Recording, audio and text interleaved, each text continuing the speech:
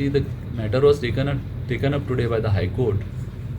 Some of the municipalities have filed affidavits. As far as hoardings in CCP are concerned, they have produced a chart showing what action they have taken.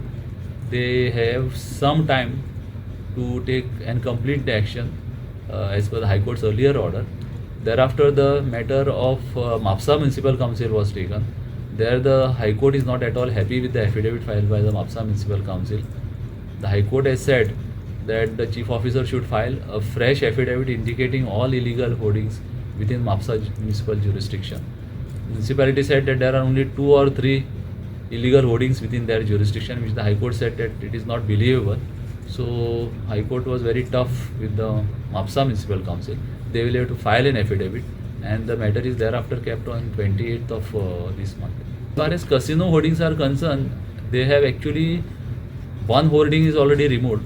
As far as other hoardings are concerned, there is an interim relief that is granted by the High Court, that no coercive action will be taken till the next day. As also, insofar as those hoardings are concerned, they have stopped eliminating it. They are just keeping it off. They are not being used. So therefore, one of the observation was that insofar as these hoardings are concerned, presently they do not create any traffic hazard.